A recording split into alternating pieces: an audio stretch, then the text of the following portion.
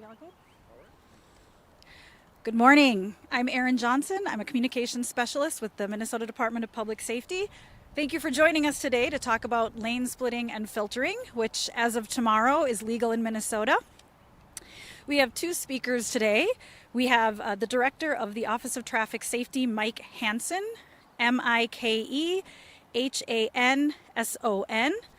And we have the Motorcycle Safety Administrator for the Minnesota Motorcycle Safety Center, Jay Bach, Jaybock. When they're finished speaking, we'll take questions from the press, and then we'll be conducting a demonstration in two different locations. One is going to be right behind us here for lane filtering. The other will take place on that side of the course, and we'll guide you after the news conference. We will have a drone capturing aerial footage that we can make available upon request. If anyone in the audience has questions other than the press, you're welcome to come up to us after the event and talk about that. And thank you. I will now hand it off to Director Mike Hanson. Thank you.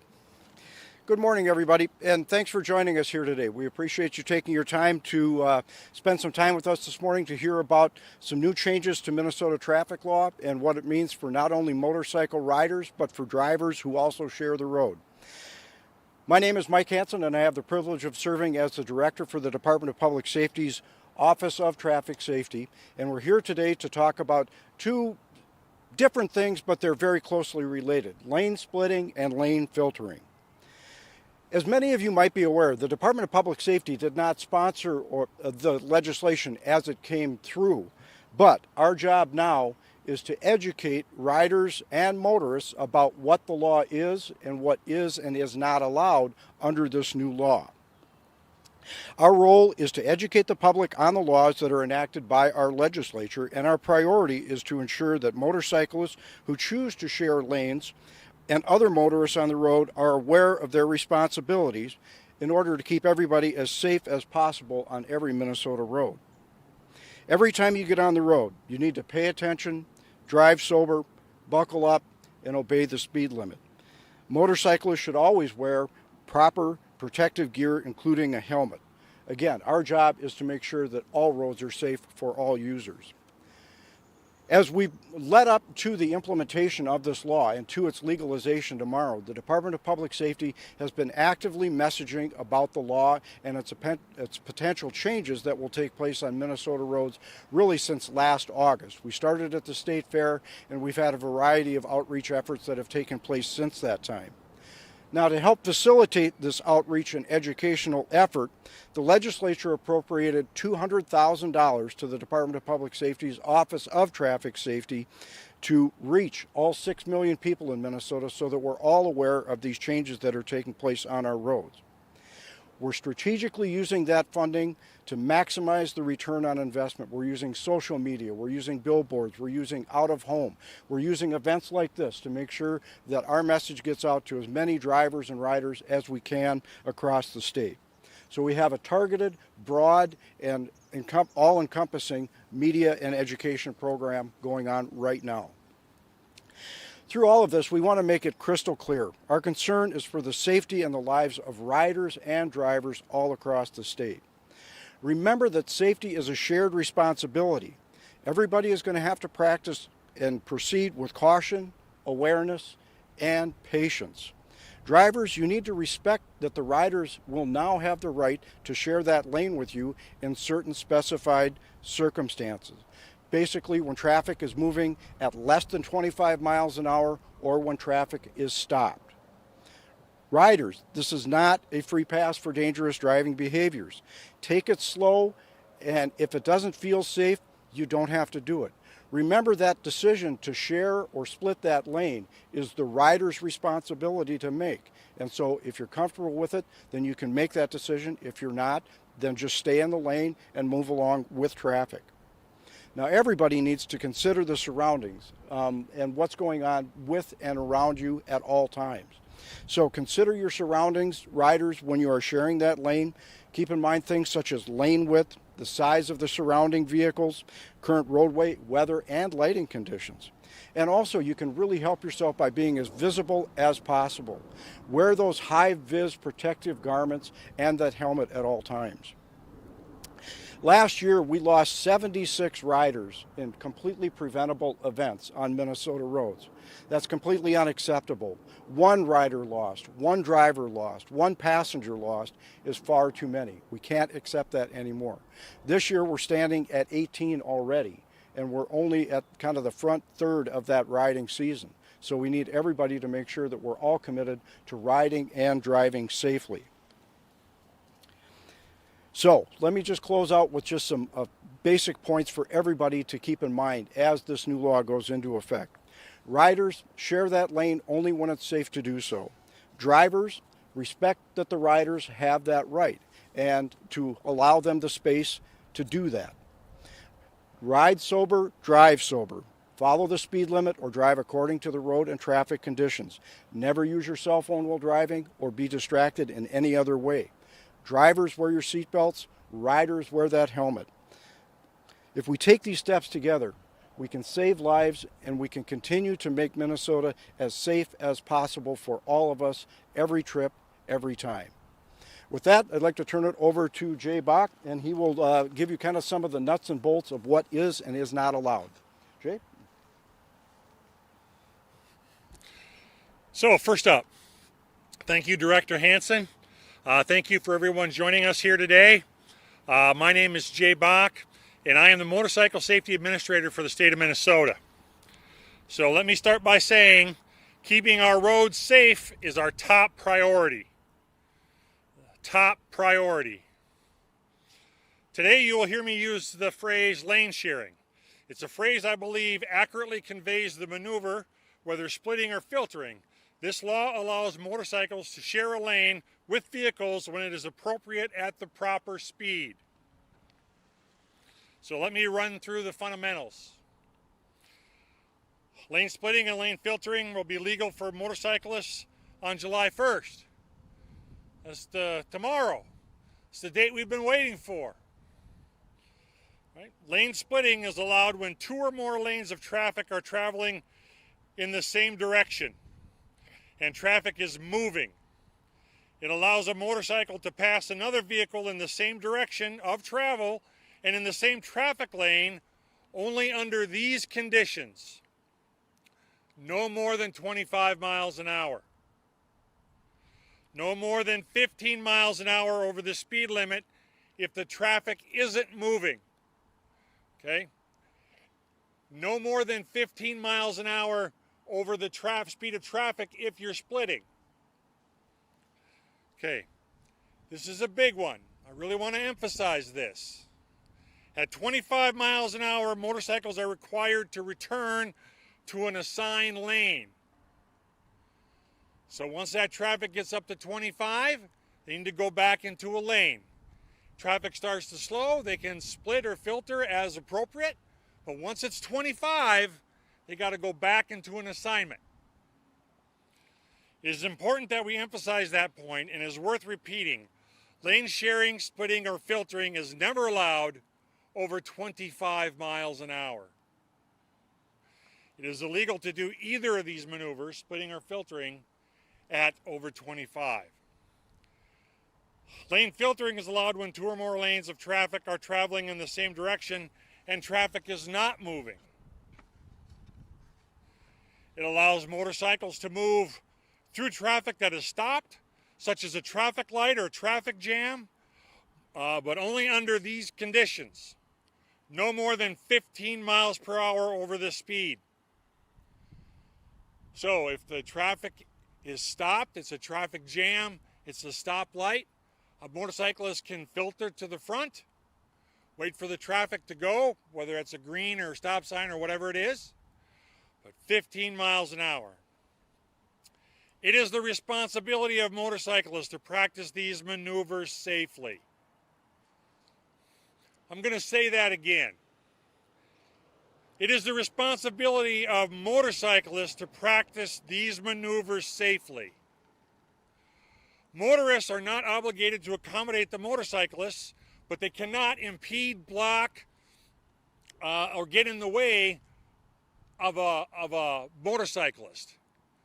So what I mean by that is we have a semi-truck in the right lane going to take a wide right corner. They cheat into your lane a little bit because they got to swing that 18-wheeler around. That usually means the car moves a little further to the center. So maybe there's not enough room to split or filter. Be safe about it. And to pick up something that Director Hansen said, be patient. Be patient. Give it a second. The 18-wheeler will go, the car will move over, and the motorcyclist can continue. Motorcyclists need to learn the new law, which include those speed restrictions and practicing it legally and safely.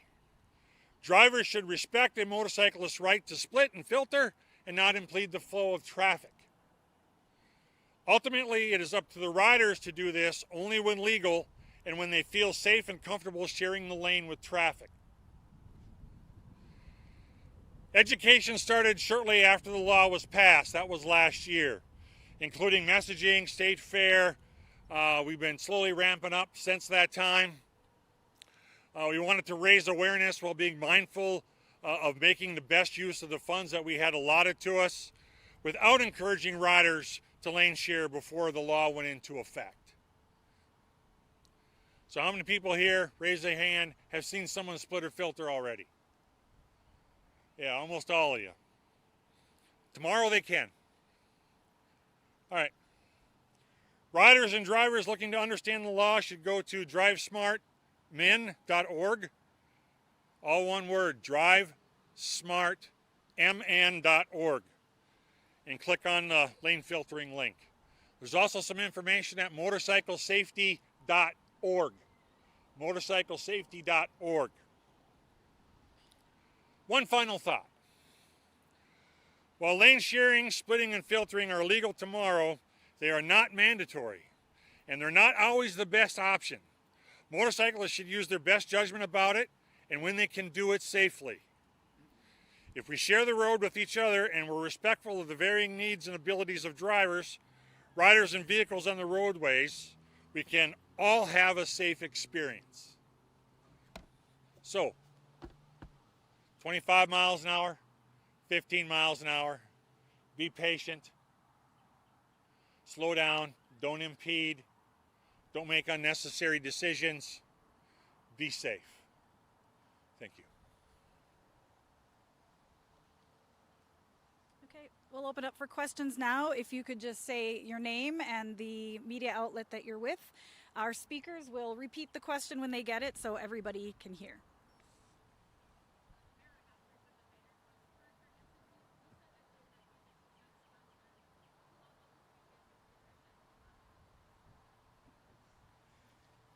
The question was related to DPS was not a sponsor. This wasn't an initiative that we brought forward. Our position was we had some concerns with this. We all know our roads are busier and more congested than they've ever been, and we're adding another element to that roadway congestion and all of the busyness going on around it. And so there were some concerns raised with how we could roll this out effectively and safely for everybody. And so as we've constructed the outreach and the education campaign, that's really what we've been focused on. And again, you know, our core mission is to implement the laws that the legislature passed. And so that's what we're trying to do, and trying to do it in a way that keeps everybody safe.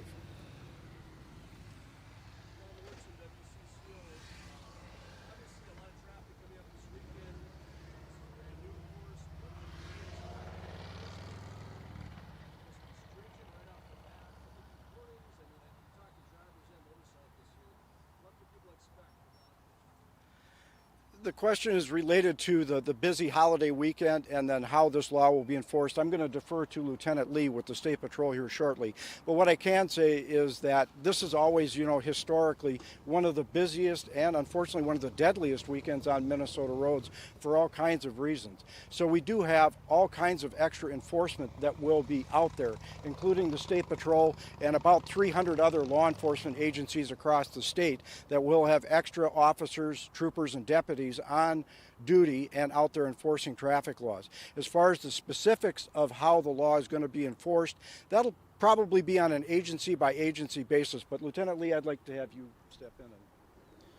Thank you, sir. Good morning, everyone. I'm Lieutenant Mike Lee, LEE, with the Minnesota State Patrol. I'm our Public Information Officer. Again, the question was related to enforcement actions with this new law on the holiday weekend. So both these gentlemen behind me mentioned the keys here are safety and education. Our mission here is traffic safety on the roadways, so we want to reduce traffic fatalities and crashes. And as far as enforcement goes, we'll see what that looks like as it goes on. Our goal of education is key here. We know it's a new law going into effect tomorrow, but really we just want everyone to be safe. We want motorcyclists to understand the law, how to use this law safely, and all motorists, whether you're in your vehicle or a motorcycle, understand the full basics of the law and what's allowed, and to practice patience and safe driving practices for everyone.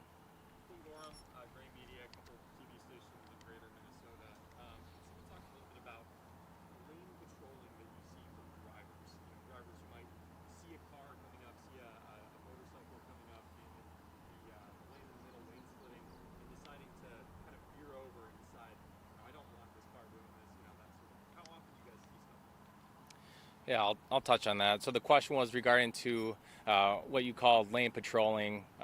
It's kind of a defensive lane owning. So if you see a motorcycle coming up who's going to do the splitting, again, like I said, everyone has to understand the law, both the motorcyclists and the people driving the cars. As Jay Bach mentioned, this is lane sharing, effective tomorrow. We all have a responsibility to share the lane and use the lane safely, and to make sure everyone gets to their destination however they can in a safe manner. So kind of back to your question, the lane isn't owned by anyone. It's shared by everyone. So whatever it looks like to practice patience, to share the lane, give ample room. But a lot of it too, it comes down to driver inattention. Please put away your cell phones and other distractions. Make sure you're driving in the center of the lane if you're a vehicle. As far as motorcyclists, make sure you can split the lane safely or filter it, and then make sure it's within your skill set that you can do that safely.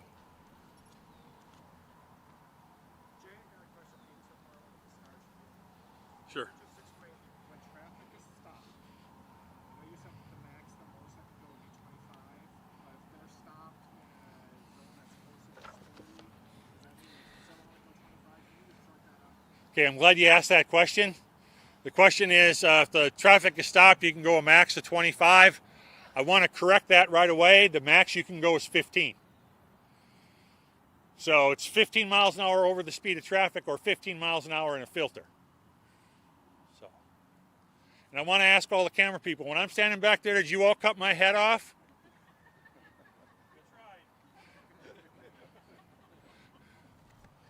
Okay, is that good? Some more clarity? Okay. Any other questions?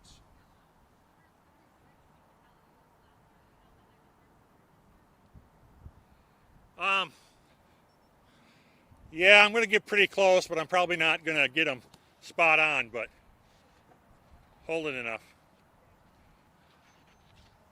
What? The question was, there were 76 fatalities last year. How many fatalities were there the year before? I believe there were 69 the year before. And then there were 84 the year before that. And that 84 is a high water mark since the 1980s for motorcyclists. So it's gone down a little bit, not near enough. Hopefully, if we can get motorcyclists to engage in these permissions lawfully, they will find a measure of protection. So 2022, I think so, yeah. If you want to email me, I'll give you the exact number because I'm getting a little older and I don't remember exactly what it was. I remember last year was higher than the year before, and the year before that was the high water mark.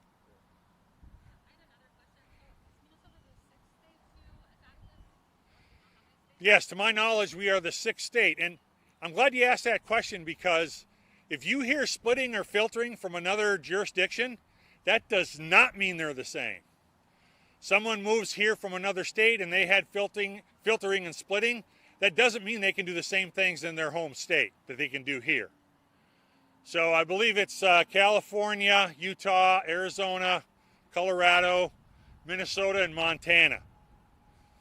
And if I said that wrong, please email me.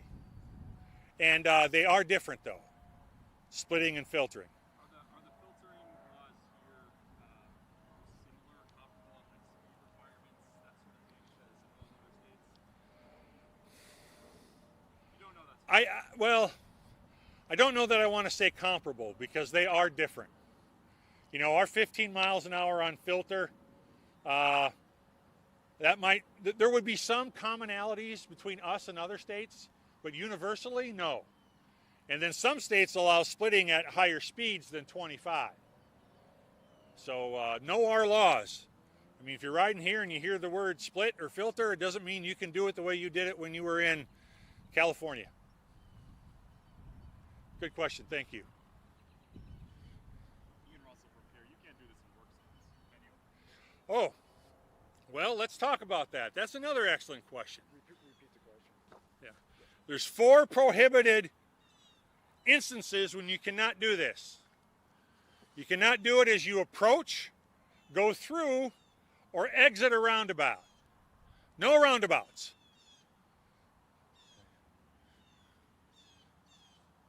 I got a joke here, but I'm not going to say it because I'm going to offend somebody. But anyway, number 2.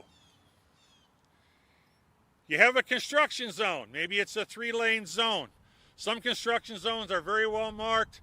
They have standard size width and lanes. They're not a problem. Others, they go down to 2 lanes, maybe 1 lane. When it gets to 1 lane, you cannot split or filter. Stay behind traffic.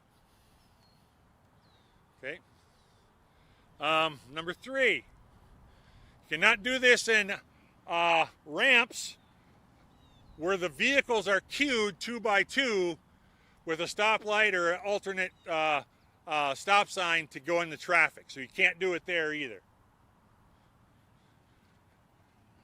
But a little love to my motorcyclists. A lot of those have high occupancy lanes and motorcycles can use those. So take advantage of that. And then what's the 4th one? I'm missing one. What's that? Oh, yeah, you cannot do this in a school zone.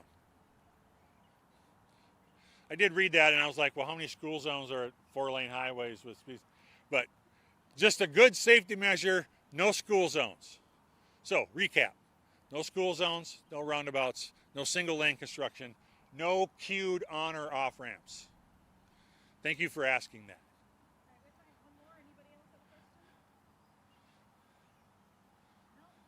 mean, I guess I'll just ask. I mean, going into this weekend, obviously, it's a busy weekend. Are you all concerned? I mean, a lot of people out on the roads. This is starting. I know people have been kind of doing this since the law was passed. So, just are you worried? The question is, you know, again, going back to the 4th of July weekend that we're about to go into, are we worried about this? I worry about traffic safety in general on weekends like this. And so this certainly adds another layer of complexity to what can possibly take place on our roads. And so anytime we have something that brings another level of risk, yes, that does concern me. But again, if drivers and riders share the road, we can get through this weekend safely. All right? I'd like, be patient. Okay? This is something new. It's something different. It's something we're going to need to get used to. But let's be patient. Let's give each other the benefit of the doubt while we're out there. And again, those 4 things, I'll just wrap up with that again. Obey the speed limit or the traffic conditions. Never drive impaired, no matter what substance you happen to be using. Never drive distracted. Drivers and passengers, put the belts on. Riders and passengers, put your helmets on. would like to add one thing. Let's cooperate. Let's do the best we can to accommodate everybody on our roadways. So, you know, we had some struggles with zipper merge and struggles with other things and increased speed limits. But if you understand the law and you obey the law, then that safety, that concern goes down considerably.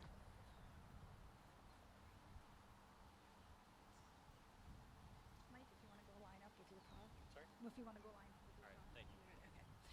All right, thank you everyone. We're gonna start the demo over here. We're gonna demonstrate filtering. So if you wanna set up where you can get a good shot, we're gonna be in the right lane.